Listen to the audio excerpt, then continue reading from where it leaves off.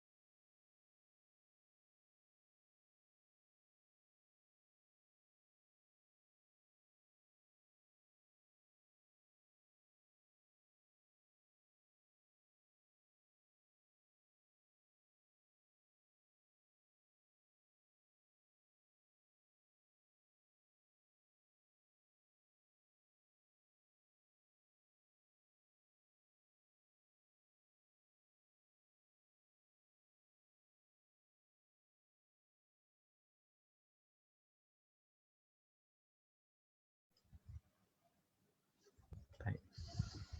Kita mulakan insya-Allah kelas kita pada malam ini. Bismillahirrahmanirrahim. Alhamdulillahi rabbil alamin. Wassalatu wassalamu ala asyrafil anbiya'i wal mursalin wa ala alihi wa sahbihi ajma'in. Asyhadu an la ilaha illallah wahdahu la syarika lah. Wa asyhadu anna Muhammadan abduhu wa rasuluhu. Allahumma salli ala sayyidina Muhammad wa ala alihi wa sahbihi wa man tabi'ahum bi ihsanin ila yaumiddin, amma ba'd. Muslimin dan muslimat rahimani wa rahimakumullah. Assalamualaikum warahmatullahi wabarakatuh. Alhamdulillah, pada malam ini merupakan malam yang ke-20 Zulhijjah, yang merupakan malam yang ke-14. Siri yang ke-14 pertemuan kita, yang mana kita sama-sama diberikan ruang oleh Allah. Allah beri keizinan kepada kita untuk kita mengambil pengetahuan berkenaan dengan bagaimana kehidupan Nabi Allah Musa alaihi wassalatu wassalam daripada dia dilahirkan sehinggalah kepada kewafatan baginda sallallahu alaihi wasallam. Jadi moga-moga sehingga ke siri ke-14 pada malam ini, tuan-tuan dan puan dapat mengikutinya, dapat memahaminya, apa yang telah pun saya kongsikan pada setiap pertemuan kita hari Isnin malam Selasa, begitu juga pada hari Khamis malam Jumaat. So malam ini kita akan menggunakan semula nota pada siri yang ke-13. Iaitu maksudnya kita akan melihat semula, merujuk kembali kepada siri yang ke-13 pada hari Isnin yang lalu. Daripada maklumat yang terdapat pada siri yang ke-13, malam ni kita nak fokus kepada ibrahnya. Kita nak memberi tumpuan kepada apakah teladan, apakah pengajaran yang boleh kita ambil daripada siri yang ke-13. Boleh juga kita kaitkan dengan siri yang ke-12. Boleh juga kita letakkan dengan siri yang ke-11. So kita nak malam ni kita tak sambung maklumat tentang bagaimanakah seterusnya tindakan yang dilakukan oleh Firaun. Maklumat tersebut insya-Allah nanti kita akan bincang pada minggu hadapan, pada hari Isnin insya-Allah pada bulan 8, pada bulan 8 pada 2 hari bulan. InsyaAllah pada 2 hari bulan 8 kita masuk siri 15, kita sambung lagi. Bagaimanakah dialog, bagaimanakah hujah dan apakah tindakan Firaun dengan pembesar-pembesarnya apabila mereka berhadapan dengan Nabi Allah Musa. So malam ni kita nak memberikan tumpuan kepada apakah pengajaran yang saya, tuan-tuan dan puan-puan boleh kita ambil dijadikan sebagai satu tindakan. Apa yang perlu kita buat? Mungkin ada pengajaran pada malam ini kita sudah buat, maka kita pertingkatkan. Mungkin ada pengajaran pada malam ini kita belum lagi buat, maka kita usaha dengan kadar yang mampu, dengan rahmat dari Allah untuk kita ambil dia sebagai satu tindakan. Jika kita tidak buat tindakan apa-apa, maknanya tidak sampailah kepada tujuan utama Al-Quran diturunkan. Al-Quran diturunkan yang mengandungi kisah-kisah ini sebenarnya adalah untuk kita semua mendekatkan diri kita pada Allah Subhanahu wa Ta'ala. Jadi kita pergi kepada pengajaran pertama. Malam ni tuan-tuan kena banyak mencatat, kena banyak menulis kerana nota saya masih lagi dalam pengeditan dia. Ada sebahagian tu dah ada maklumat lama. Ada sebahagian tu saya belum dapat susun dia dengan lebih baik. InsyaAllah nanti adalah nota tu insyaAllah. Cuma hari apa tu saya tak boleh nak janji pada tuan-tuan dan puan-puan ya. Kerana yalah ya, atas kekurangan kelemahan nak menguruskan masa ni, InsyaAllah saya perbaiki dan saya sediakan insyaAllah untuk tuan-tuan dan perempuan. Cuma lambat dan cepat saja. Kat situlah yang saya minta tuan-tuan dan perempuan boleh bersabar menunggu maklumat dalam bentuk bertulis apa kita sampai pada malam ni. Tapi malam ni tuan-tuan catatlah. Ya, insyaAllah kita bincang pengajaran-pengajaran yang dalam bentuk yang mudah saja, dalam bentuk yang ringan, tetapi ia tindakan yang perlu kita ambil. Okey, yang pertama apa? Okey, ibrah yang pertama. Kalau kita sebut ibrah ni, maksudnya pengajaran lah. Teladan. Tindakan apa yang perlu kita ambil? Kita dulu, orang tua-tua kita selalu cakap kan, yang buruk dijadikan sempadan, yang baik dijadikan teladan. Maka Al-Quranul Karim memang diturunkan untuk memohon, untuk meminta kepada hamba-hambanya supaya mengambil pengajaran. So kita namakan ibrah ni adalah pengajaran ataupun teladan. Okey, nombor satu. Teladan yang kita nak ambil pada malam ini, tapi saya kena tunjuk dulu ayat dia. Ayat dia kita kena buka balik siri yang ke-13 lah. Okey, tuan-tuan masih ingat lagi ketika mana kalau kita rujuk dalam surah ni ya, sekejap. Kita rujuk dalam ini nota siri nombor 12 ya, maklumat ni. Cuma kita belum cerita pengajaran. Malam ni kita cerita. Okey, kalau kita masih ingat lagi pada hari Isnin yang lalu, pada siri yang ke-13 yang lalu, kita telah pun mengetahui tentang apakah luahan, ucapan, perasaan Nabi Allah Harun dengan Nabi Allah Musa alaihi salam dan juga Nabi Allah Harun alaihi salam yang kita dapat belajar yang mana dalam surah Taha. Ini maklumat ni ada pada nota yang lalu ya. Okey, pada surah Taha ayat 45 sampai ayat nombor 46 kita mendapati bahawa okey, yang pertama kita mendapati bahawasanya apabila Allah Taala memerintahkan kepada Nabi Allah Musa dengan Nabi Allah Harun alaihi salam untuk bertemu dengan Firaun, apa mereka kata? Mereka mengatakan bahawa mereka berdua ini takut jika Firaun itu buat apa? Yufratu alaina au yatgha. Takut mereka akan menyiksa kami atau melampaui batas kepada kami. Tapi Allah Ta'ala kan memberi pujukan, Allah memberikan, Allah menenangkan kedua-dua Rasul ini dengan Allah mengatakan, La takhafa, janganlah kamu takut. Innani ma'akuma asma'u wa ara. Aku ada bersama-sama dengan kamu. Perkataan aku ada bersama-sama dengan kamu ni, innani ma'akuma. Allah memberitahu aku ada bersama-sama dengan kamu. Cara Allah bersama-sama dengan kamu ini antaranya Allah menyebut asma'u. Aku sentiasa aku mendengar wa ara dan aku melihat.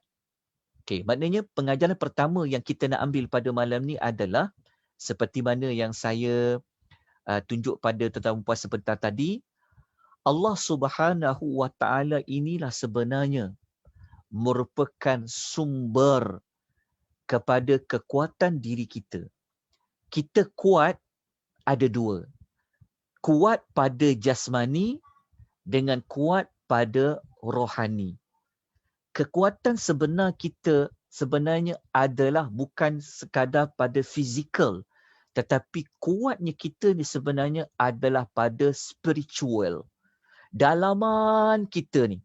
Walaupun kita tahu Nabi Allah Musa, Nabi Musa tu sendiri kan dengan tumbukan dia tu kan. Kita tahu Nabi Musa sendiri dengan Nabi Harun. Dia pergi dengan Harun tu. Tetapi masih ada lagi perasaan takut itu dari sudut spiritualnya. Tetapi setelah Allah pujuk, setelah Allah menenangkan kepada Nabi Musa dengan Nabi Harun, kadang-kadang kamu berdua takut. Aku akan bersama-sama dengan kamu.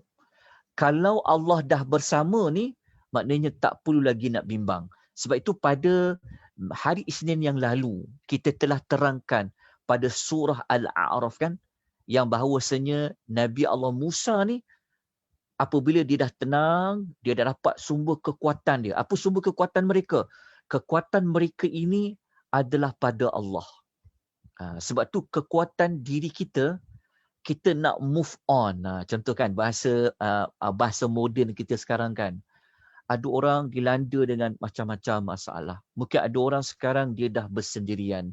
Mungkin ada orang dari dulu lagi dia dah tidak ada siapa-siapa di sekeliling dia. So untuk kita move on, untuk kita bergerak ke depan, untuk kita meneruskan kehidupan kita ni, maka sumber kekuatan kita adalah pada Allah. Tidak cukup dengan ilmu kita, tak cukup. Tetapi sumber kekuatan kita sebenarnya adalah pada Allah. Apabila Nabi Musa dia dapat maklumat tadi, dia kata Allah bersama-sama dengan mereka, Allah akan dengar, Allah akan melihat, maka apabila Musa, dia memang dah tak takut dah. Seperti mana kita belajar pada, masih lagi ingat lagi pada siri nombor 12 tu, yang kita dapati bahawa dalam surah Al-A'raf. Masih ingat dalam surah Al-A'raf ayat nombor 45, Musa dengan tu kata apa? Dalam ayat 104 dengan ayat 105 kan, kita dah sebut pada hari Isnin yang lalu, mereka jumpa dengan Firaun. Sampaikan Nabi Musa kata apa? Ya Firaun. Dia panggil wahai Firaun. Maksudnya dia jumpa bersemuka dah berdepan. Jadi kita belajarlah daripada dua rasul ni. Kalau dua rasul ini dia memerlukan bergantung kepada Allah untuk dia menunaikan perintah Allah, bagaimana dengan kita yang bukan rasul? Maka kita seharusnya dan sepatutnya carilah sumber kekuatan itu. Ianya ada pada Allah. Kita kawan-kawan boleh cakap berapa lama sangat. Kawan-kawan boleh pujuk kita, mungkin tepat, mungkin tak tepat. Tetapi sebenar-benarnya kekuatan kita itu adanya ada pada Allah. Kalau kita boleh menganggap, kita boleh meyakini Allah ada bersama-sama dengan kita. Allah sentiasa mendengar masalah kita. Allah sentiasa melihat apa yang kita lakukan kan. Allah Ta'ala tahu apa yang terjadi. Walaupun kita tak cerita dekat orang. Kan? Tak ada orang pun tahu apa masalah kita. Tetapi Allah mengetahui. Allah Maha mendengar. Jadi pengajaran pertama, carilah kekuatan yang utama sebenarnya ianya adalah pada Allah. Tetapi nak dapat kekuatan yang sebenar-benar kekuatan itu pada Allah, maka dalam kita belajar kisah Nabi Musa ni, kita ada jumpa satu pesanan dari Allah. Kita ingat tak pada mula-mula ayat ayat dalam surah Taha.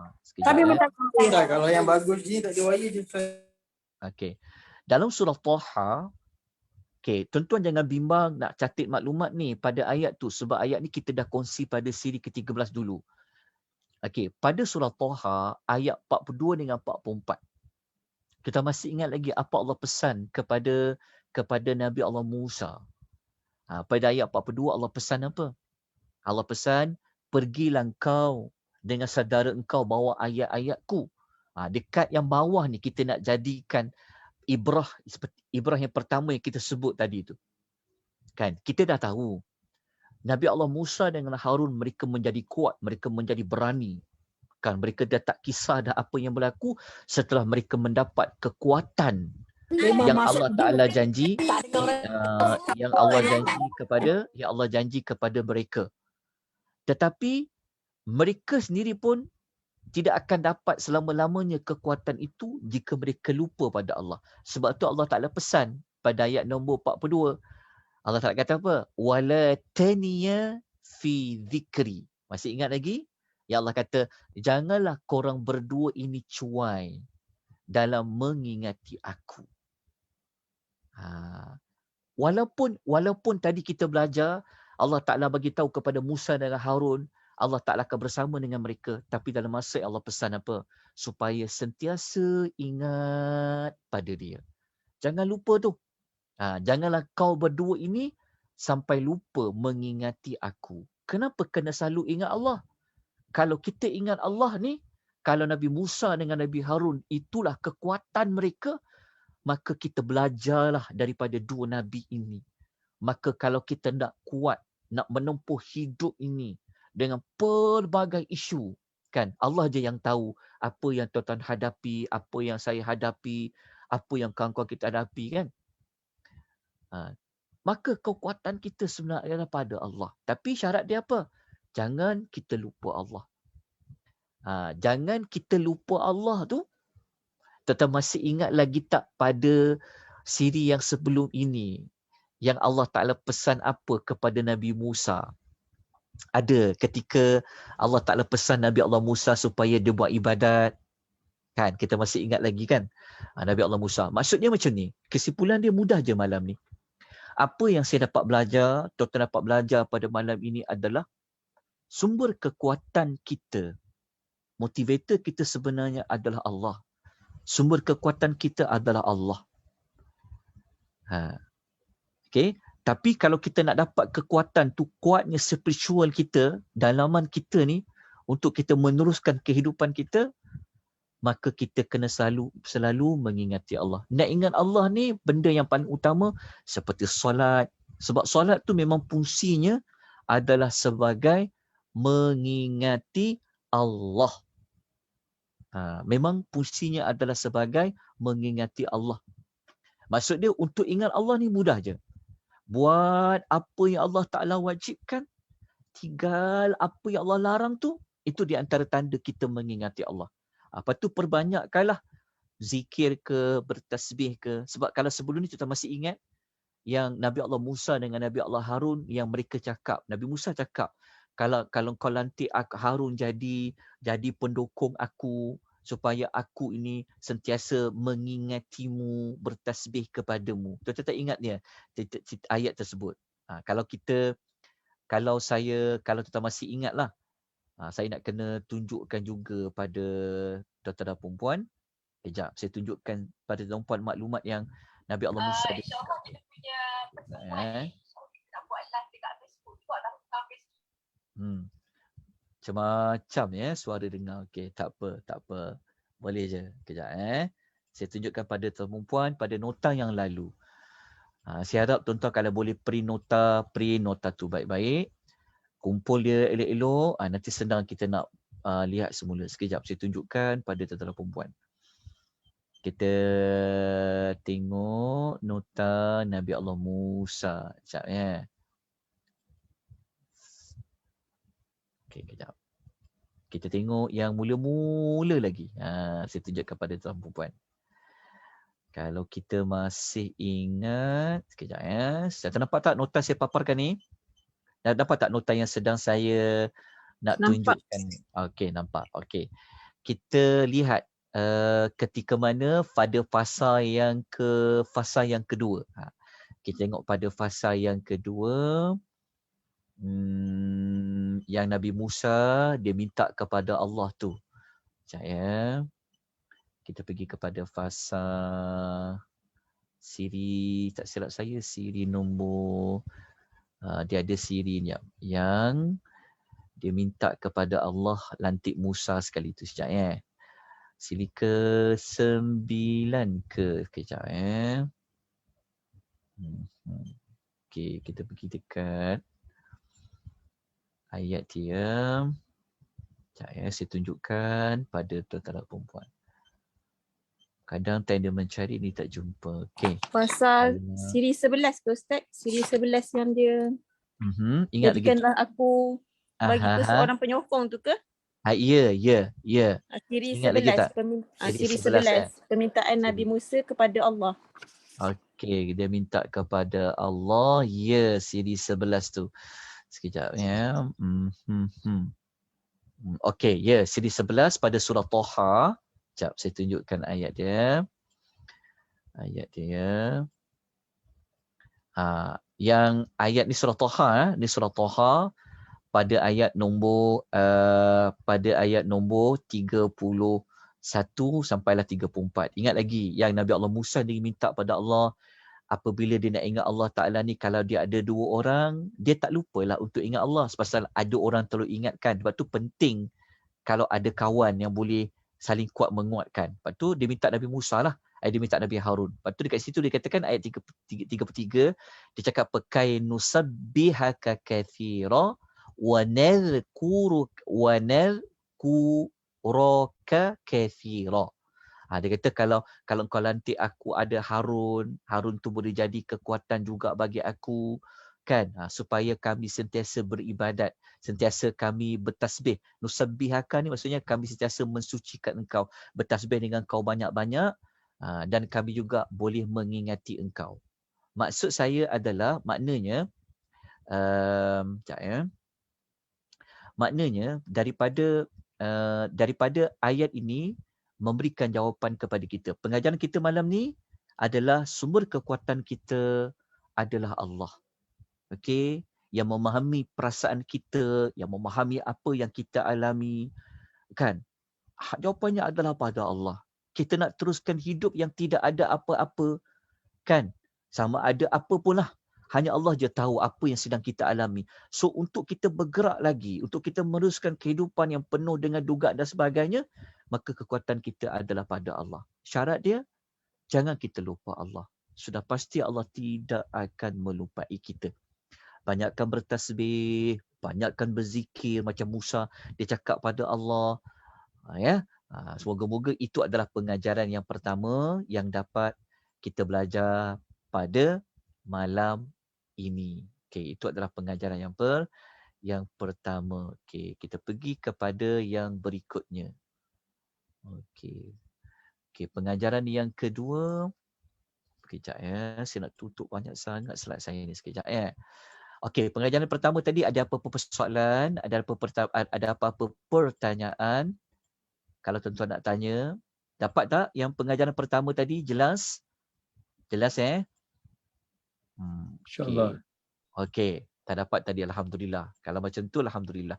Okey, kita pergi kepada yang kedua. Okey, pengajaran kita yang kedua. Okey, tambah-tambah lagi ya. Ingat, pengajaran pertama tadi tambah-tambah lagi kalau kita dalam peringkat ataupun dalam suasana dakwah. Itu memang sumber kekuatan kita. Ya.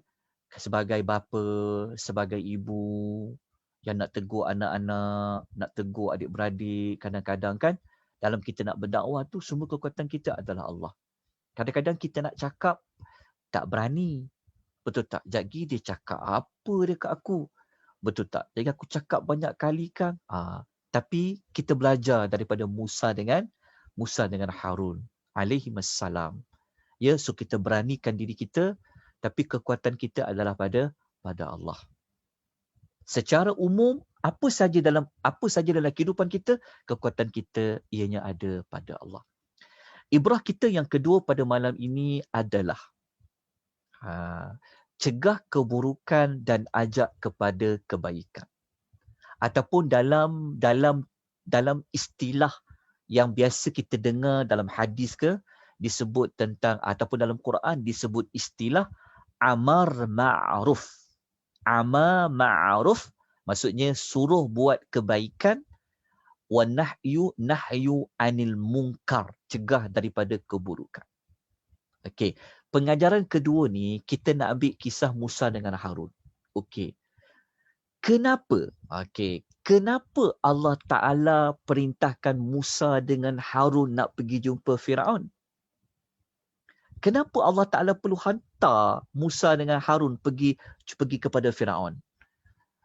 Kenapa Allah Taala biarkan jelah Firaun tu? Biarlah sampai mati dia macam tu. Tetapi kita dapat belajar dalam hidup ni kita perlu berdakwah. Bahasa skemanya dakwah lah. Tapi dalam bahasa mudah kita perlu tegur orang yang buat salah. Dan kita perlu ajak orang kepada kebaikan. Sebab tu itulah tugas Rasul. Maksudnya kita belajar kenapa Allah perlu hantar, dah tahu Firaun itu toro kan. Firaun itu orang yang melampaui batas kan, dipanggil dengan perkataan toro kan, melampaui batas kan. Kenapa Allah perlu hantar Musa dengan Harun nak menunjukkan kepada kita bahawa Allah Taala boleh je nak biarkan, tak payahlah Musa dan Harun pergi kan. Biarlah Firaun tu mati dalam keadaan ketorutan dia tu, dalam melampaui batas. Tapi Allah Ta'ala ni sayang kepada hamba-Nya. Allah Ta'ala bagi peluang. Allah bagi peluang dulu. Allah bagi peluang biar ada orang datang pada dia, biar ada orang dakwah pada dia dulu. Itulah perkara kedua. Ibrah kedua maknanya kita dalam hidup ni, kita tidak boleh membiarkan orang di sekeliling kita ni, jangan guna istilah ada kisah. Macam tu. Yang tu kena buang. Istilah jaga tepi kain orang tu tidak boleh dipakai secara mutlak. Kita kena jaga juga tepi kain orang tu. Tapi bukan semua perkara. Kalau kita tak jaga, jiran kita buat apa benda kemungkaran, kita biarlah bang. Keluarga dia, anak-anak kita dah lah. Ini kita tidak mencontohi. Kita baca Quran tu. Kita dah khatam Quran tu. Tapi kita tak ambil kisah langsung. Blok kita ke, taman kita ke, kampung kita ke.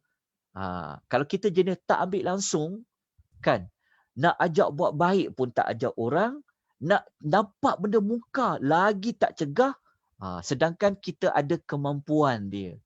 Kita tahu. Maka kita kena ambil peduli, kena ambil cakna apa yang berlaku dalam kehidupan kita seharian ini. Itulah pengajaran yang kedua. Kan? Allah Ta'ala tetap nak hantar Musa dengan Harun jumpa Firaun. Kenapa? Itulah perkara ketetapan dalam hidup.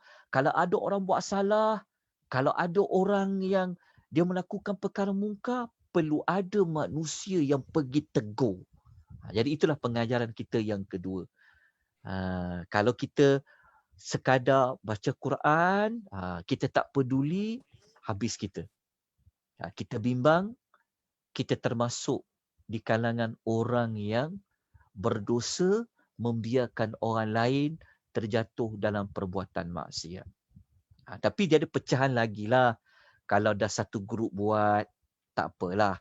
Tapi kita ambil pada konsep, kita ambil umum je. Umum. Umum. Kita ambil umum, kita belajar.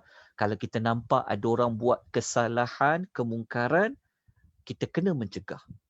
Dalam masa sama, kita ajak orang buat kebaikan. Okey, maklumat ni kita dah tahu dekat siri yang sebelum ni kan, Allah Ta'ala suruh jumpa dengan Firaun tadi. Lepas tu Nabi Musa ajak kepada apa? Ajak kepada kebaikan. Itu pengajaran kita yang kedua. Kita tak nak kita hanya solat, kita hanya puasa, tetapi kita meninggal komuniti kita.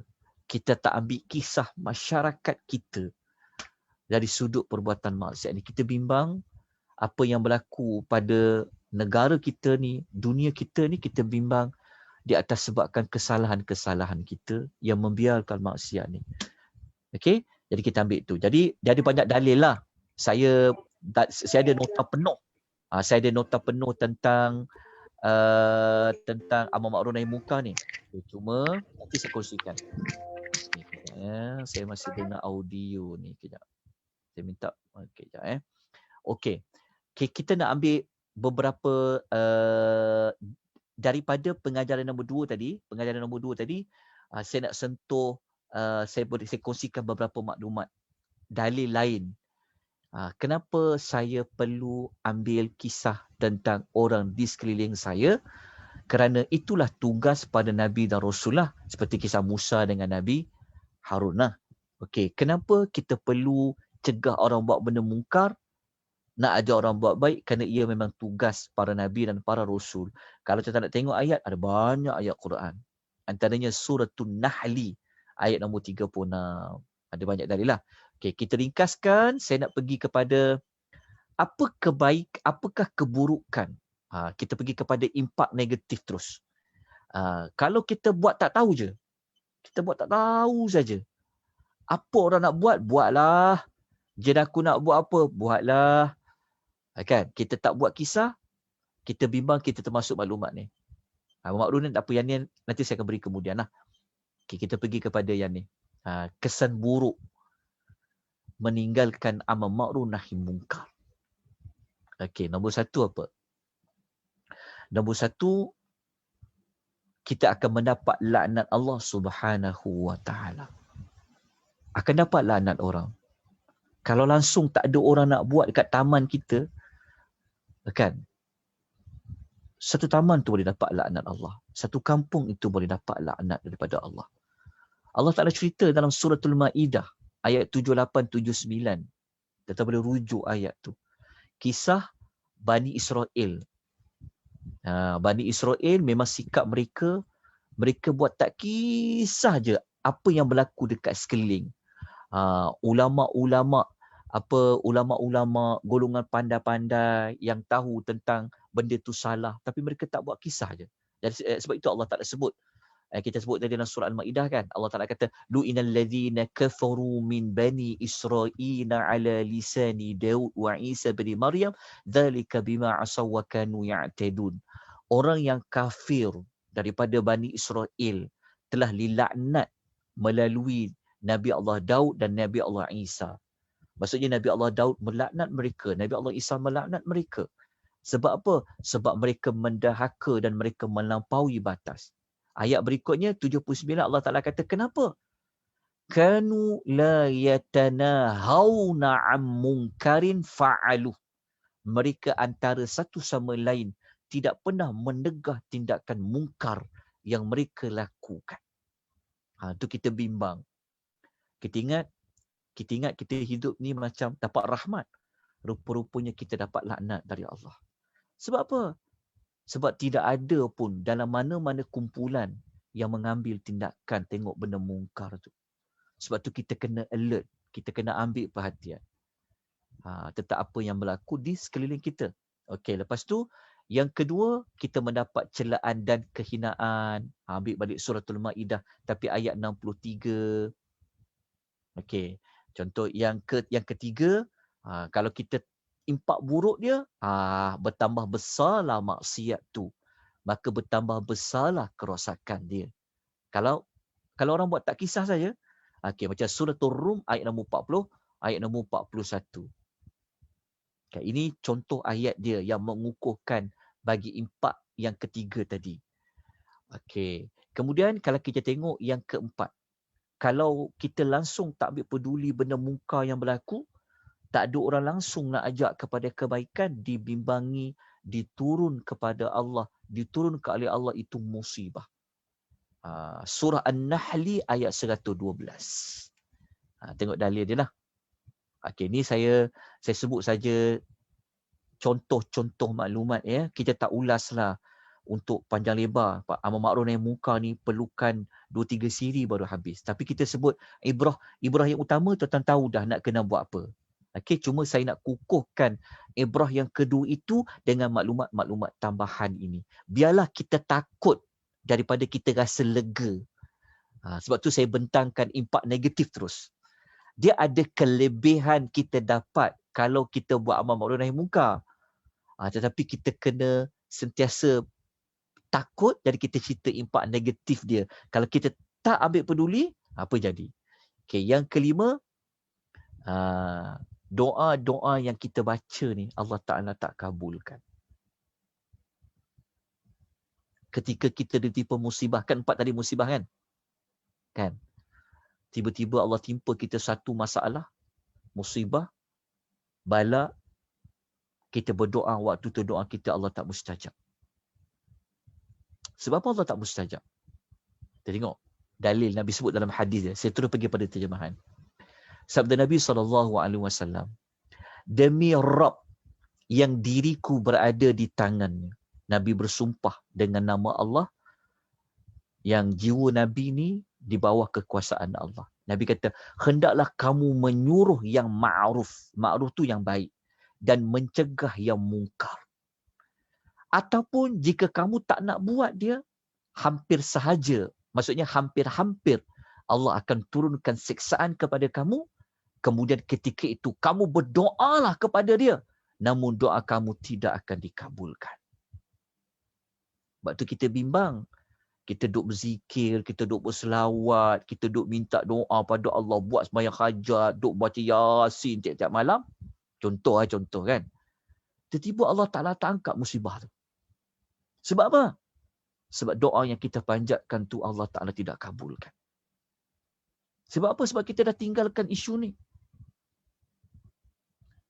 Perkara mungkar dalam grup WhatsApp, perkara mungkar dalam media sosial, perkara mungkar dalam rumah kita, perkara mungkar di taman kita, di kampung kita, di negeri kita, di negara kita. Apabila semua orang ada kukisah, habis.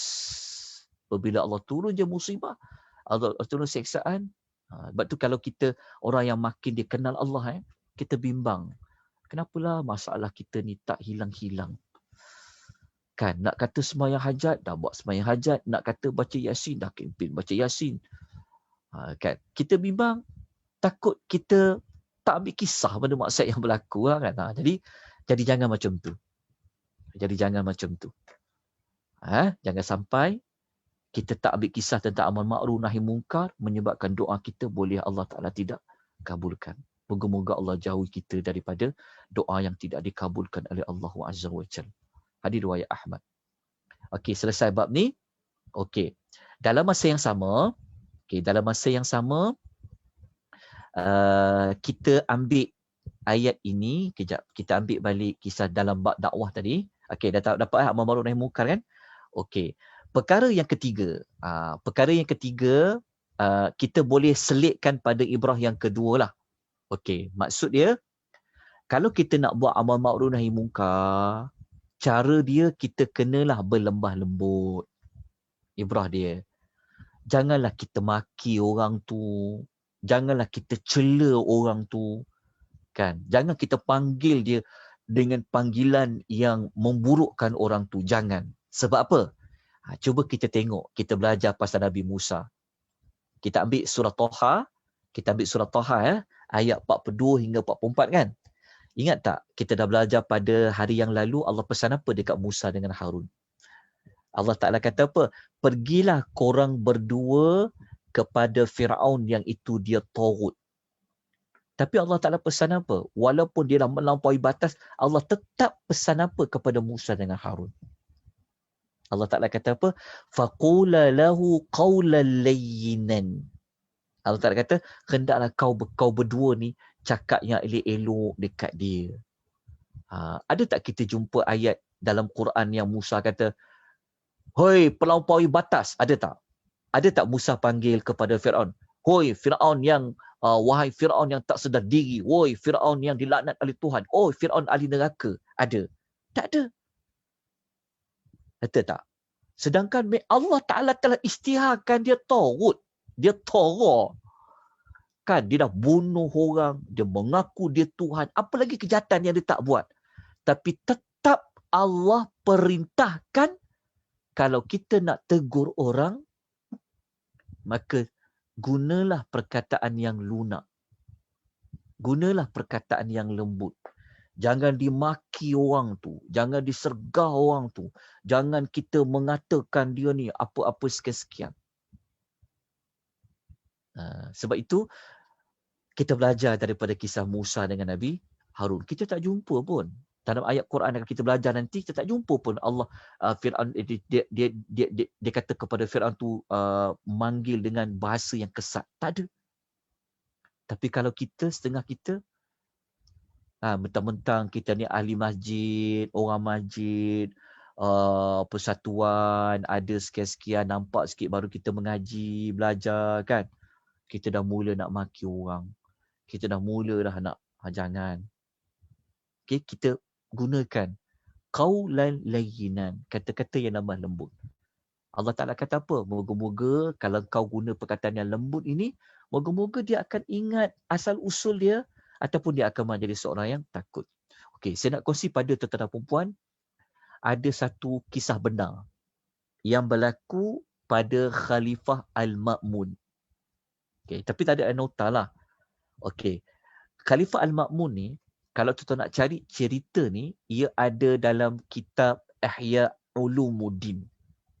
Dalam kitab Ihya Ulumuddin, karangan Al-Imam Al-Ghazali rahimahullah, beliau ada buat satu kisah benar yang pada satu zaman tu ada Khalifah Al-Ma'mun. Khalifah Al-Ma'mun ni dia ada buat kesalahan lah. Lepas tu datang seorang lelaki, dia pergi jumpa Khalifah Al-Ma'mun tu. Nak tegur Khalifah tu. Berani yang lelaki ni, dia tegur Khalifah tu. Tapi dia panggil Khalifah tu dalam bahasa yang sangat berat. Dia kata, wahai orang zalim, wahai orang yang melakukan maksiat. Dia guna bahasa yang kesat lah. Kemudian Khalifah Al-Ma'mun ni, dia jawab lah. Dia kata, dia balas balik. Dia kata apa? Dia kata, wahai saudara, dia kata. Wahai saudara, dia kata. Berlemah lembutlah engkau, dia cakap. Engkau nak tegur aku tu lemah lembutlah, dia kata. Kenapa? Lepas tu dia pun kata, kalau kau nak tahu, dia kata, Allah Ta'ala pernah hantar orang yang lebih baik daripada engkau, yang Allah Ta'ala hantar orang yang lebih baik daripada engkau kepada orang yang lebih jahat daripada aku. Faham tak maksud dia? Maksudnya Khalifah Ma'mun kata, kau berlemah lembutlah nak tegur aku, dia cakap. Kau nak tahu tak? Allah Ta'ala pernah hantar orang yang lebih baik daripada engkau yang tegur aku ni, dan orang yang lebih baik daripada engkau itu Allah pernah hantar kepada orang yang lebih jahat kepada aku. Lepas tu Khalifah Al-Ma'mun pun, dia pun bacalah ayat yang kita baca ni, surah Taha ayat 43 dan 44 ni. Kita faham tak sebenarnya? Antara Khalifah Al-Ma'mun kan dengan Firaun, siapa lagi zalim? Firaun lagi zalim. Allah Ta'ala hantar kepada Firaun bukan orang yang biasa. Orang hantar Rasul lagi. Betul tak? Musa dengan Harun. Berbanding dengan lelaki tadi yang bukan Nabi tapi tegur dengan kasar kepada Ma'mun. Sedangkan Allah menghantar Nabi Musa dengan Harun cakap kepada Firaun dalam bahasa yang lembut. Kalau kita nak tengok ayat lain yang dia dakwah dengan lembut kan. Macam kita jumpa pada ayat yang mula-mula lagi. Kita baca pada Suratul Nazi'at. Ayat 18 dan 19. Ini maklumat ni daripada nota yang lalu. Nota yang ke-13. Ingat tak yang Allah Ta'ala kata apa pada dia? Fakul halaka ila an tazakka. Kan Allah kata. Ini kan Allah Ta'ala suruh ucap dengan ucapan yang lembut. Allah Ta'ala kata, nanti kalau kau jumpa Firaun, kau cakaplah dekat dia. Engkau nak tak menyucikan diri engkau? Kau nak tak bertaubat? Ataupun kau nak tak aku tunjukkan kepada engkau kenal Tuhan yang sebenar-benarnya? Betul tak? Ada tak Allah Ta'ala ajar?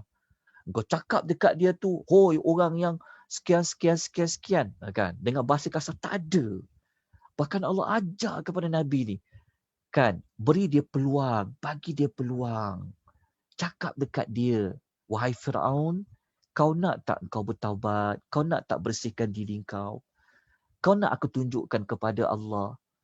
Begitu. Tapi kalau kita guna bahasa yang kasar, kan?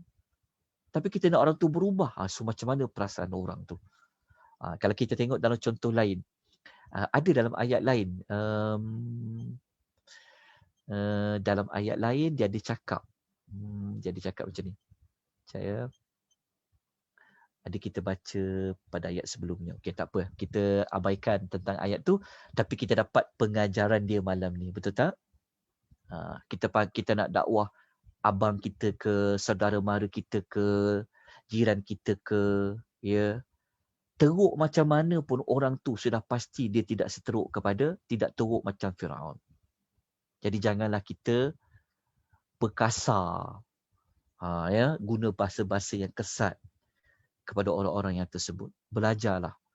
Tapi kita tegur tu kena tegaslah. Maksudnya kita kata haram tetap haram. Tapi nak tegur tu lembutlah. Dia kata kita panggil dia, tapi kita tetap kata, saya nak tegur ni, yang pak cik buat ni haram, tak boleh pak cik.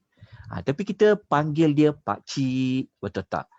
Tapi kita tegas, kita tak bolehlah pula berlembut kata nak pak cik, tak apalah, pak cik boleh buat ke pak cik tak boleh buat. Itu salah. Itu dia panggil bukan layinan, bukan berlembut. Dia bukan berlembut pada hujah. Hujah tu kena bagi yang tegas, hujah kalau haram, haram. Salah. Tapi kita nak menyampaikan maklumat tu, cara kita nak menyampaikan, cara nak panggil orang tu, maka ia perlulah dalam keadaan layinan. Okay, kita dapat belajar di sini. Okey, kita pergi kepada maklumat yang berikutnya. Apa pengajaran yang lain yang boleh kita belajar? Okey, kita boleh belajar maklumat yang lain. Ibrah dia apa? Ibrah nombor 2 kan? Kita pergi kepada ibrah yang ketiga. Sekejap ya. 3 tadi kita dah belajar dah. Belajar apa? Sekejap ya. Ibrah 3 tadi dakwah lemah lembut kan? Kita dah dapat 3 teladan ya. Ya, kadang-kadang kita tak perasan tau.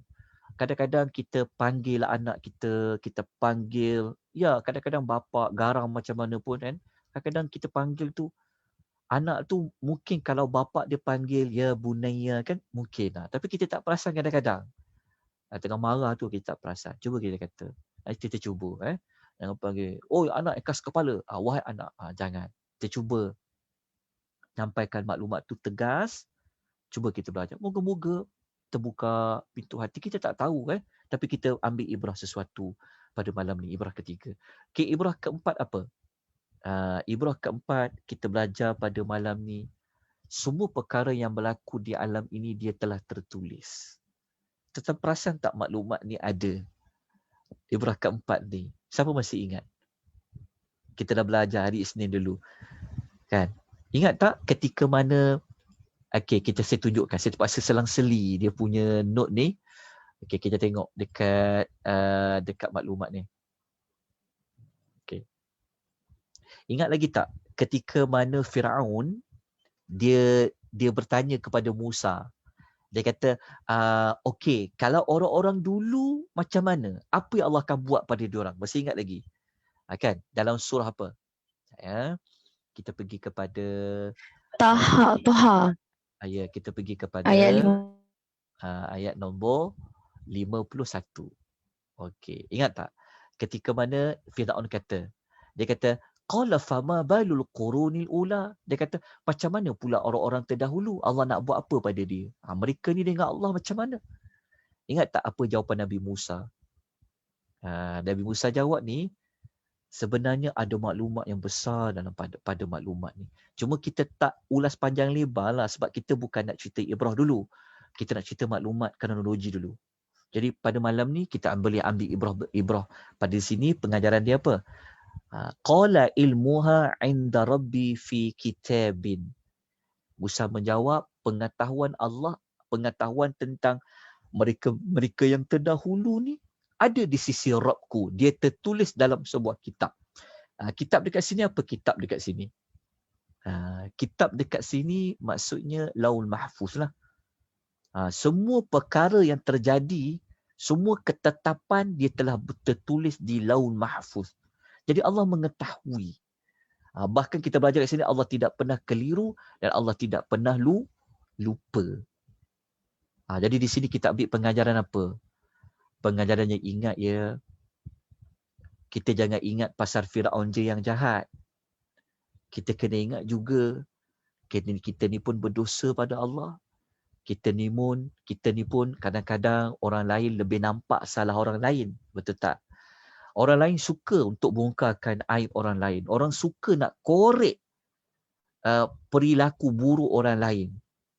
Tetapi kita tak sedar yang kita pun ada perilaku buruk. Kita pun ada kaiban. Cuma Allah Ta'ala jaga je kaiban kita, orang tak tahu.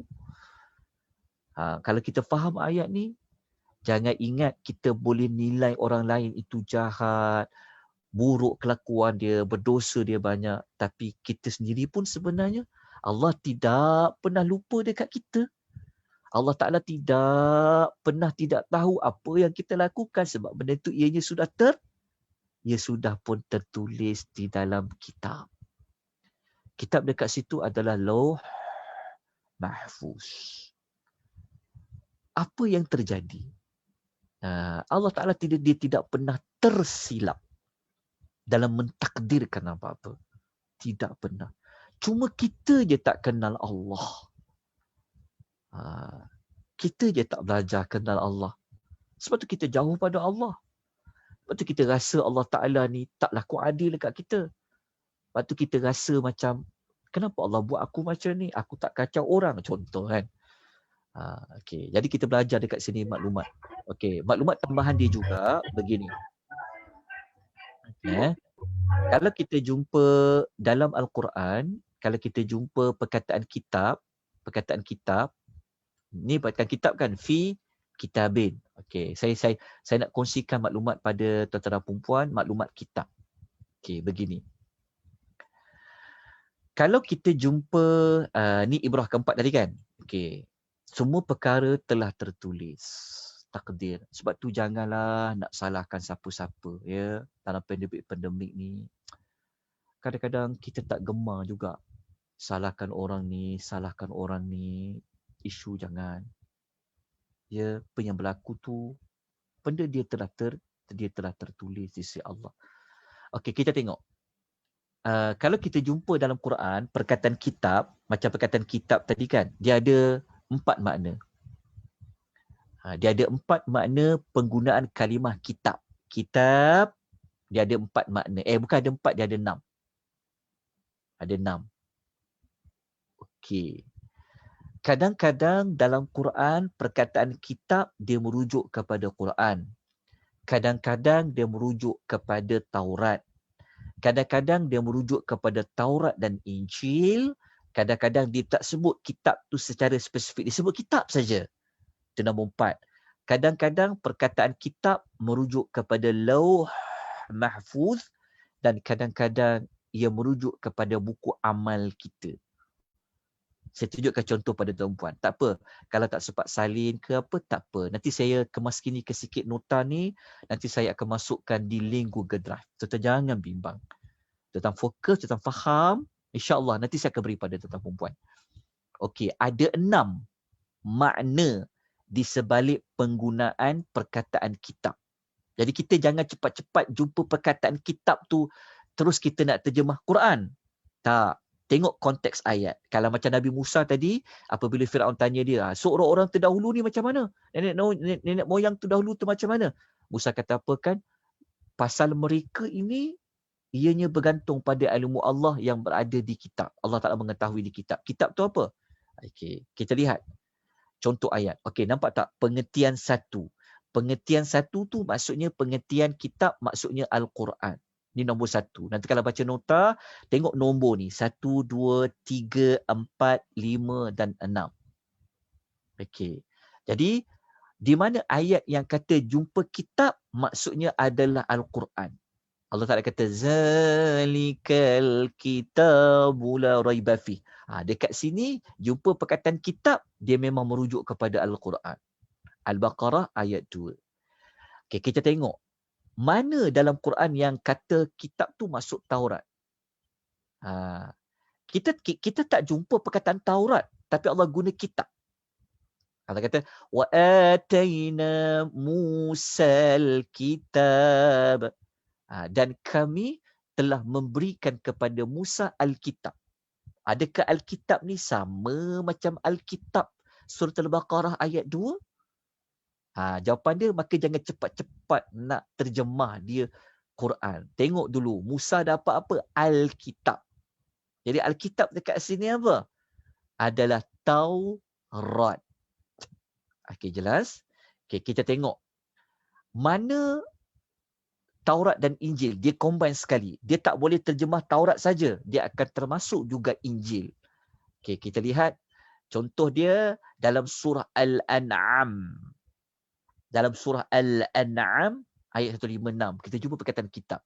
An taqulu innama unzilal kitab ala taifataini min qablina. Tengok agar kamu tidak mengatakan bahawa kitab. So kitab yang saya letakkan dalam kotak warna merah ni, perkataan kitab dekat sini, dia merujuk kepada Taurat dan juga Injil. Okey. Lepas tu kadang-kadang perkataan kitab dia tak merujuk kepada kitab Taurat, dia tak merujuk kepada Injil saja. Tak, dia umum. Kita tak boleh kata Quran, kita tak boleh kata Taurat, tak boleh kata Injil. Dia umum. Contohnya dalam surah Al-Hadid ayat 25. Allah Ta'ala kata apa? Allah mengatakan, laqad arsalna rusulana bil bayyinati. Sesungguhnya kami telah mengutus para rasul kami dengan membawa bukti-bukti yang jelas. Wa anzalna ma'ahumul kitaba.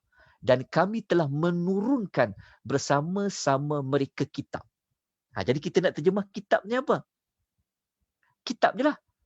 Sebab apa? Sebab setiap rasul, sebab ayat awal kata apa? Kami telah hantar rasul-rasul kami. Rasul-rasul kami tu ada kitab-kitab. Jadi kita tak tahu kitab apa. Jadi dekat ayat 25 surah Al-Hadid ni, kita kata semua kitab. Umum. Nampak? Beza. Kita tengok pengertian kitab Lauh Mahfuz pula. Kalau kita buka suratul Al-An'am ayat 59, jumpa juga kitab. Tapi kitab dekat sini apa maknanya? Inilah maksudnya Lauh Mahfuz. Allah Ta'ala kata, wala habbatin fi dhulumatil ard wala ratbin wala yabithin illa fi kitabim mubin. Allah kata, tidak gugur sebutir biji pun dalam kegelapan bumi. Dan tidak gugur mana-mana yang basah dan juga yang kering, melainkan ia ada dalam kitab yang jelas. Kitab yang jelas tu apa? Lauh Mahfuz. Sebenarnya telah tertulis semua benda. Berapa jenis daun, berapa jenis biji. Allah Ta'ala Maha mengetahui. Lepas tu kita kata sumber kekuatan kita Allah. Allah je yang tahu di sanubari kita, lubuk hati kita yang paling dalam ni. Apa masalah? Jelas tak? Semuanya telah tertulis di Lauh Mahfuz. Sebab tu Nabi Allah Musa, dia kenal Allah. Sekali dia bagi jawapan dekat Firaun, habis. Kan nak jawab apa lagi? Semua tu Allah Ta'ala tahu, kata Musa. Ia berada dalam kitab. Okey, kita tengok pengertian kitab yang ke-6 yang merujuk kepada kitab catatan amal kita. Kita rujuk dalam surah Al-Isra ayat nombor 14. Kitab dekat sini, ini kitab amal kita. Iqra kitabaka kafa binafsikal yawma alaika hasiba. Allah Ta'ala kata apa? Bacalah kitab kau. Bacalah kitab kita ni, kitab apa? Quran ke? Bukan. Bacalah kitab kamu, maksudnya kita punya buku catatan amal tu lah. Buku catatan amal. Bacalah kitab kamu. Allah kata, cukuplah engkau sendiri pada hari ini yang akan kira berapa amal kau dah buat, apa yang kau dah buat. Allah Ta'ala kata, engkau sendiri yang akan mengiranya dengan engkau membacanya. Jelas sahabat. Nampak kan? Beza kan perkataan kitab.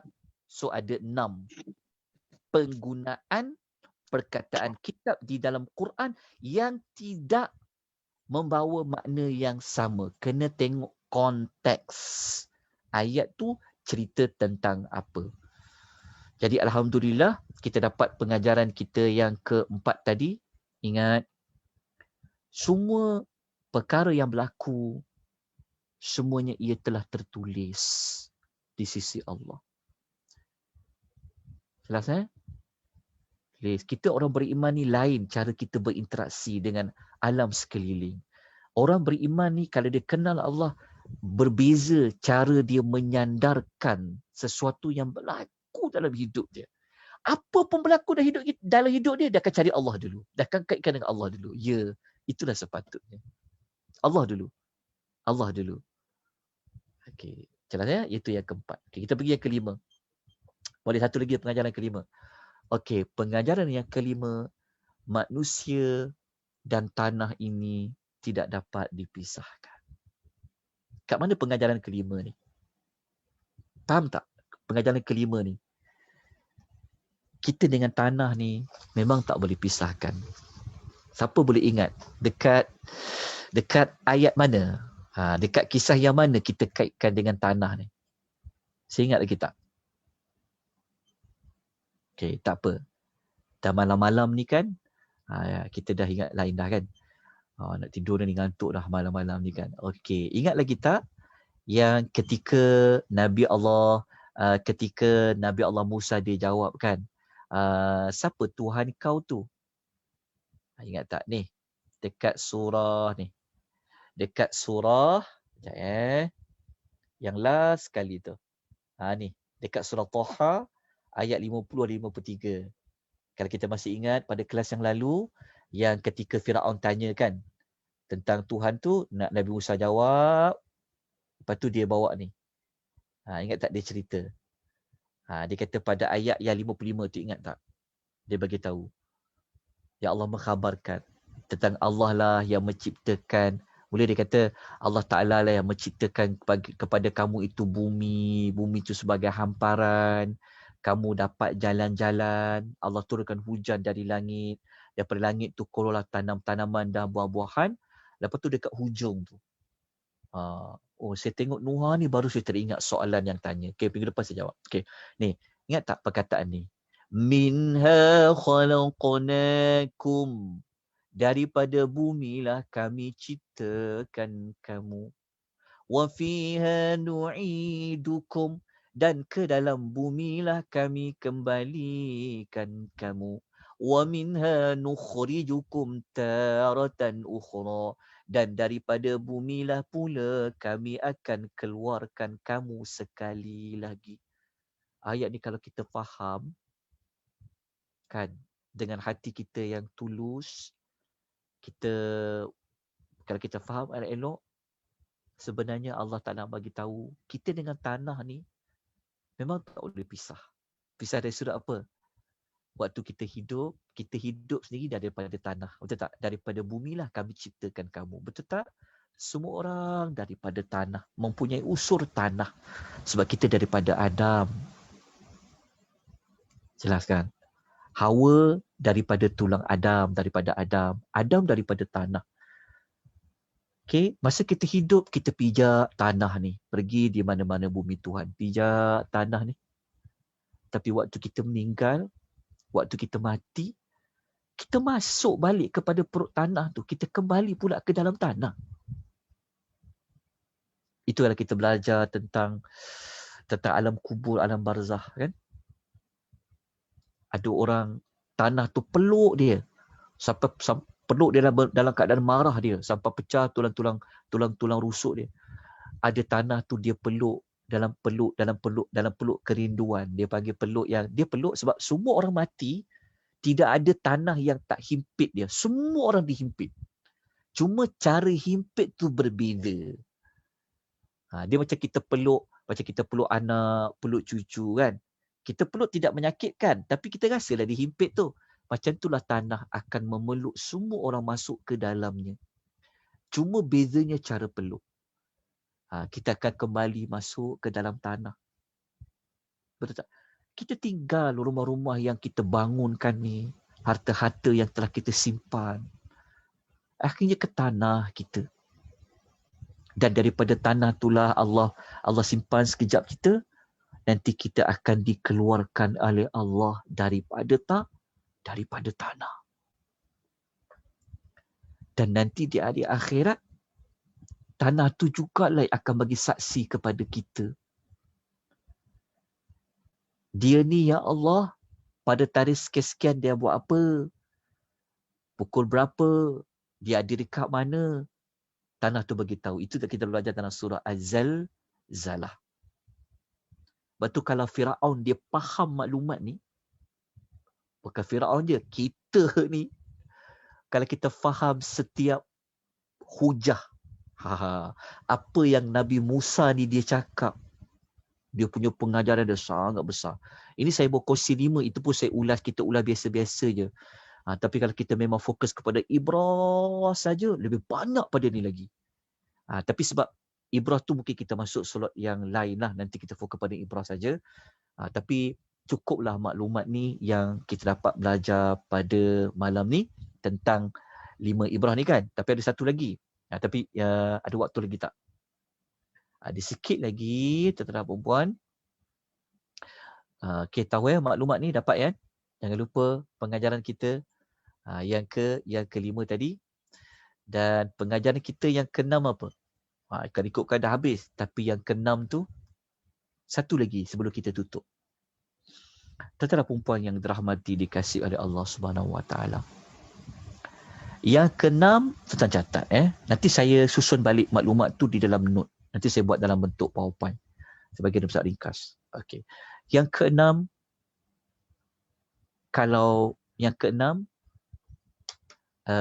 manusia dia akan jadi baik. Manusia dia akan jadi dekat dengan Allah kalau kita kenal Allah. Yang keenam ni adalah nak jadi baik adalah kenal Allah. Mengenali Allah. Kalau kita kenal Allah, kita akan tentu jadi hamba yang baik. Orang yang jauh, orang yang jadi jahat ni, macam Firaun tu, sebenarnya dia tak kenal Allah dia. Yang sebenar apa? Sebab itu, kita tunjukkan ni lah sekali lah kita tunjukkan ayat dia. Ayat dia dekat yang kita dah belajar sebelum ni, dekat ayat ni. Okay. Ingat tak tuan-tuan dan puan-puan, kenapa Allah Ta'ala kenapa Allah pesan kepada Nabi Musa dengan Nabi Harun, kalau jumpa Firaun nanti, cakap dekat dia, engkau ni adalah pesuruh Allah Rabbul Alamin. Kan? Lepas tu ingat tak ketika Musa cerita tu apa? Dia kata Allah Ta'ala ni adalah Tuhan ni adalah Tuhan yang mencipta langit dan bumi dan sebagainya kan? Lepas tu ingat lagi tak yang mula-mula kita sebut tadi, yang mana yang Allah Ta'ala kata dekat sini. Kita tengok dekat sini, yang mula-mula dekat surah An-Nazi'at. Ingat tak dekat sini? Ingat tak Musa cakap, Allah kata apa? Beritahu ya dekat Firaun, nak tak? Aku tunjukkan kepada engkau jalan macam mana nak kenal Tuhan. Kalau dia betul-betul dikenal Tuhan, dia akan jadi apa? Fatakhsha.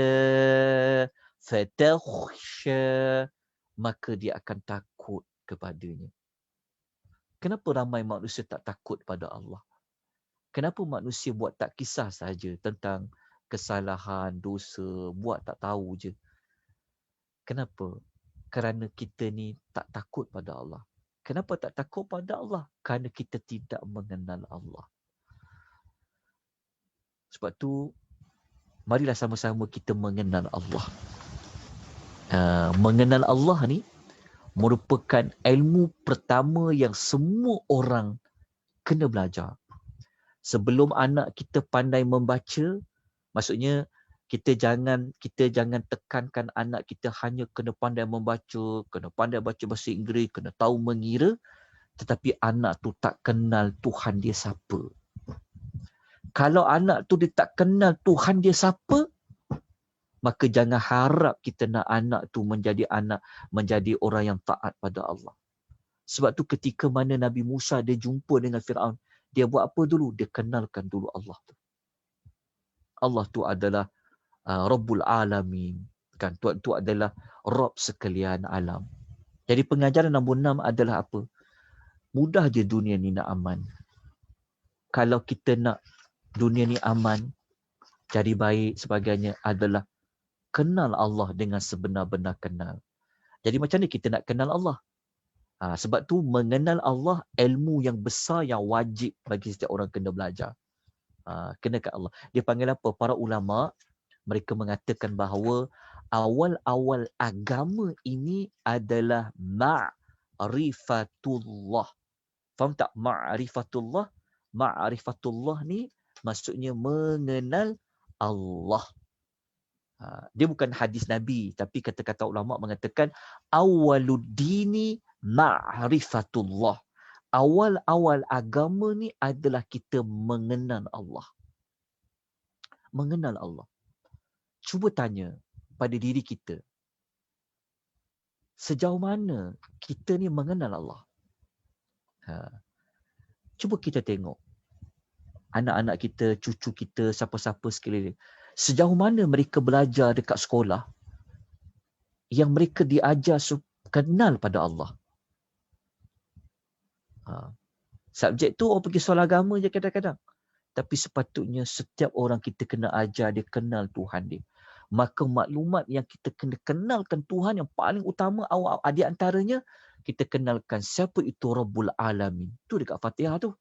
Alhamdulillahi Rabbil Alamin. Kenalkan anak. Kawan-kawannya cuba tanya anak kita. Nak kau dekat sekolah agama, kau belajar apa? Kenal Allah. Cuba cerita sikit dekat ibu. Cerita sikit dekat ayah. Allah tu siapa? Allah tu apa? Cuba tanya ke anak-anak tu. Kan? Kalau anak tanya kita kata, kan mak tanya dulu soalan tu. Tanya. Cuba tanya anak. Anak tahu tak? Boleh tak ulas pada ibu, apa itu Rabbul Alamin? Siapa tu Rabbul Alamin? Tahu tak perkataan Rabb tu? Tuan-tuan, kita akan pergi. Kita akan tinggalkan dunia ni. Tinggalkan zuriat kita, tinggalkan orang sekeliling kita. Kita mati, tapi Allah tu tak mati. Kan? Tetapi kita meninggalkan satu ilmu yang besar pada ahli keluarga kita, orang-orang di luar sana tentang Allah. Rabbu tu penting. Rabbu. Kalau siapa baca surah Al-Alaq kan, kita dah ajar dah. Dalam ayat yang awal Allah Ta'ala kenalkan kepada Nabi Allah tu siapa adalah Rabbu. Tuhan kamu. Macam Nabi Musa pun dia kenalkan Tuhan tu Rabbul Alamin. Jadi marilah sama-sama kita perbaiki. Jadi kalau orang tanya macam mana kita nak kenal Allah, dia ada dua cara lah. Jalan yang paling awal-awal nak masuk kenal Allah ni adalah belajar nama-nama Allah Al-Husna. Kena menghadiri kelas-kelas mengenal nama-nama Allah yang mulia. Daripada nama-nama Allah mulia lah kita akan kenal Allah. Lepas tu peringkat kedua, dengan kita memperhatikan keadaan sekeliling kita. Tengok langit, tengok bulan, tengok matahari, tengok pokok-pokok. Tafakur alam ni. Dia akan bawa kenal kepada Allah. Kan? Sebab tu kita tak kuat. Kita rasa macam tak boleh nak hidup dah. Kita mohon maaflah, bukanlah saya nak memperkecilkan tentang isu yang umat hadapi. Tapi persoalannya, kenapa sampai kita perlu membunuh diri? Kita tahu tak sebenar-benarnya? Kalau kita baca dalam kisah tadi kan, kita ingat, kita mati, masalah kita selesai. Tak. Kan ayat tadi kata apa? Di dalam kubur itu engkau dikembalikan. Lepas dekat kubur tu engkau akan hidup semula. Contoh. Jadi kalau kita kenal Allah betul-betul, kita pun orang sekeliling ni pula ambil cakna pada orang-orang yang menghadapi kan masalah. InsyaAllah sebenarnya tidak ada isu pun sebenarnya masalah tu. Kan? Kenapa orang kita malas nak bekerja, kadang-kadang rasa putus asa. Kadang-kadang kita tak kenal Allah Ta'ala tu dari sudut rezekinya. Allah Ta'ala yang mengatur alam ni. Kadang kita kadang sampai ada orang kecewa sangat dah tak tahan dah dia. Itu yang dia kata, jelah kan, kita tak tahu. Kes kita pandemik mungkin 20,000, 30,000 boleh jadi. Tapi orang beriman ni, apabila dia menghadapi isu sekeliling dia akan cari Allah dulu. Apa pun dia akan kaitkan dengan Allah. Kerana perkataan Rabbul Alam itu besar. Rabb tu kan, Allah yang mengatur, Allah yang mengurus, Allah yang memiliki, Allah bagi rezeki dan sebagainya. Atau kenal Allah Ta'ala. Kalau kita kenal Allah Ta'ala, yang kita nak paling utama adalah untuk fatakhsha. Supaya kita takut kepada Allah. Apabila kita takut kepada Allah, akan membawa kita menjadi lebih taat kepada Allah Subhanahu wa Ta'ala. Jadi sama-samalah kita baiki diri kita, kita baiki mana-mana kekurangan kita dalam menyampaikan, mengenalkan Allah kepada anak-anak kita, zuriat kita, mana-mana sekalipun, kita saling ingat mengingati antara satu sama lain. Kita ada Allah. Allah Ta'ala yang mentadbir alam ni. Allah itulah Rabbul Alamin. Rabbul Alamin. Seperti mana Nabi Musa, dia telah menjawab persoalan apabila Firaun tanya kepada dia, Siapa Rabbul Alamin kau? Kan? Ingat lagi kan? Kita tutup dengan ayat ni lah. Ingat lagi.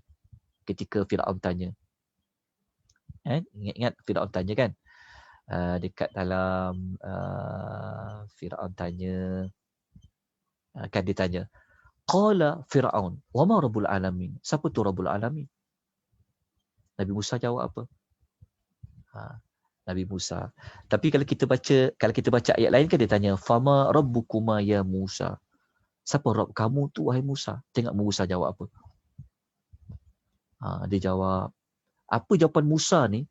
Itulah jawapan yang kita boleh sampaikan kalau kita nak kenalkan Allah Ta'ala. Boleh kita ambil maklumat tu. Nanti kita akan baca minggu depan, hari Senin kita akan baca lagi.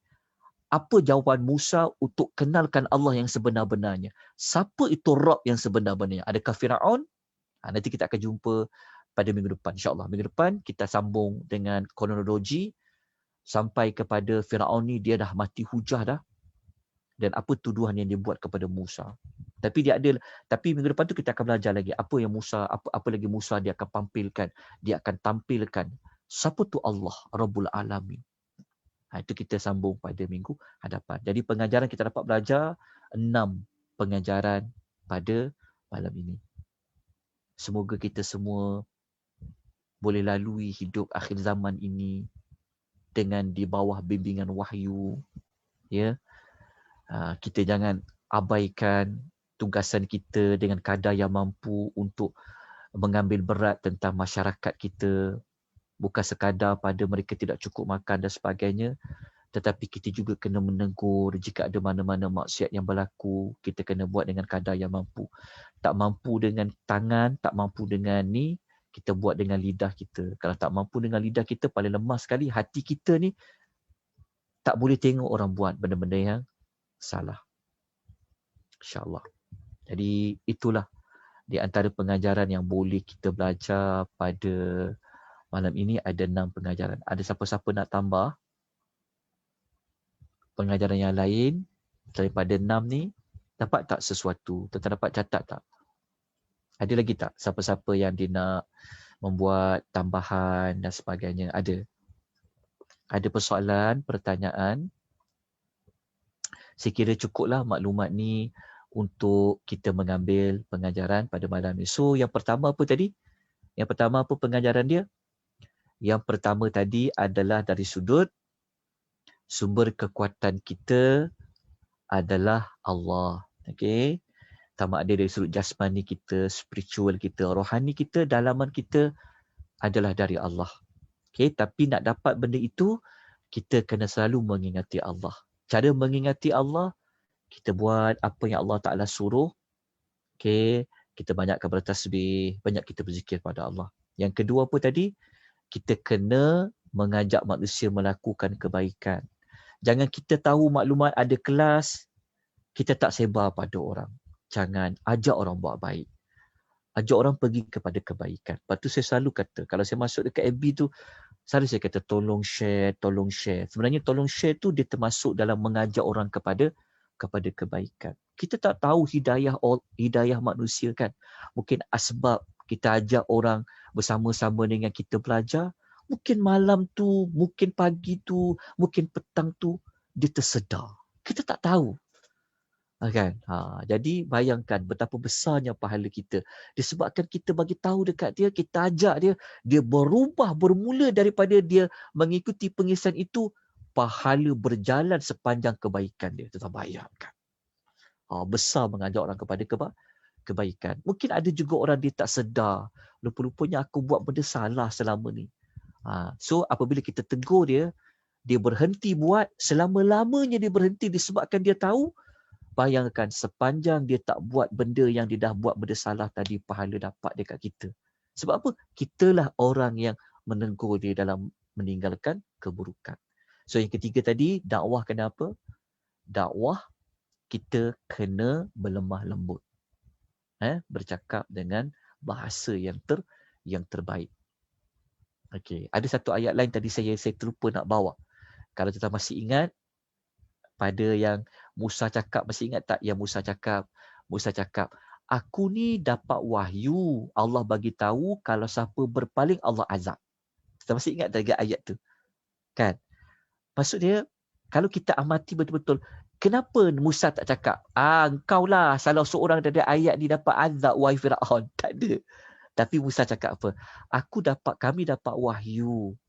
Allah Ta'ala bagi tahu kalau orang berpaling, dia ingkar, dia akan dapat azab. Tapi dia tak sebut siapa-siapa. Dia tak kata secara spesifik, kau ni Firaun. Tapi dia sebut umum. Lembut dia. Okey.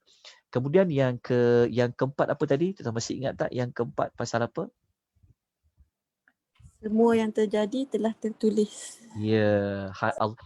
Allah Ta'ala maha mengetahui, pengetahuan Allah Ta'ala itu, semua yang berlaku ini dia telah tertulis. Allah Ta'ala mengetahui kerana semua tercatat di Lauh Mahfuz. Okay, yang kelima apa tadi? Pasal tanah kan? Tanah dan manusia tidak dapat dipisahkan. Tidak dapat dipisahkan. Ingat asal usul kita, kat mana kita akan singgah sekejap di atas tanah ni. Okey, kemudian yang ke-6 tadi apa? Yang ke-6 tadi adalah Kenal Allah. Kita mengenal Allah dengan sebenar-benarnya akan membawa kita kepada takut kepada Allah. Akan membawa kita jadi taat pada Allah, takut nak buat maksiat kita kepada Allah, seperti mana yang Allah Ta'ala pesan kepada Musa dan Harun, kalau dia kenal Allah dia, tentu dia akan menjadi seorang yang takut pada Allah. So moga-moga 6 pengajaran ini dapat kita mohon rahmat dari Allah, pertolongan kekuatan dari Allah untuk kita amalkan ke 6 ni. Kalau 6 ni kita memang dah buat, kita pertingkatkan lagi. Kalau ada yang kita belum buat, kita sama-sama usaha untuk buat. Minta Allah Ta'ala tolong. Ya Allah, apa yang aku belajar pada malam ni, ya Allah, 6 pengajaran ni, ya Allah, Engkau bagilah aku bimbingan, Engkau bagilah aku bimbingan, Engkau bagi kekuatan, ya Allah, untuk aku dapat mengamalkan apa ilmu yang aku pelajari pada malam ini. Minta pada Allah. Amin. Okey. Ya, tak ada soalan kan? Ada pertanyaan apa-apa tak? Okey. Kita jumpa lagi insya-Allah pada minggu hadapan, pada hari Isnin. Insya-Allah nanti nota saya akan masukkan di Google Drive berkenaan dengan kronologi kisah Nabi Allah Musa alaihi salatu wasalam.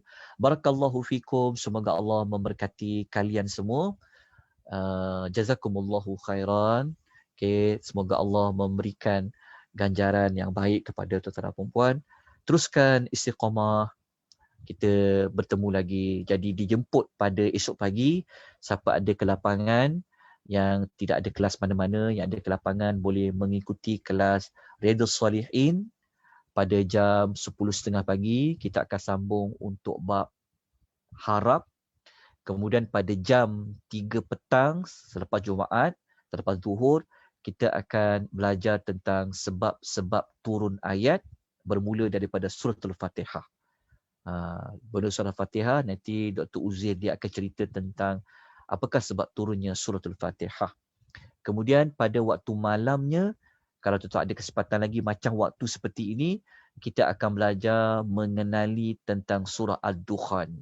Kalau tuan-tuan nak tahu maklumat, adakah dukhan itu adalah asap yang merupakan salah satu daripada 10 tanda besar kiamat. Dalam surah Dukhan tu, tuan-tuan ikuti kelas malam besok jam 9 suku. Lepas kita belajar nama surah Dukhan, kita akan belajar nama surah Al-Jathiyah.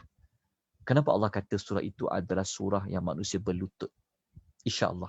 Moga Allah mempermudahkan urusan kita, Allah melapangkan diri kita, sentiasa kita dalam rahmat Allah, dan kita mohon Allah berkati majlis kita pada malam ni. Aku qouli hadza wa astaghfirullahal azim. Wa bila taufiq hidayah. Wassalamualaikum warahmatullahi wabarakatuh.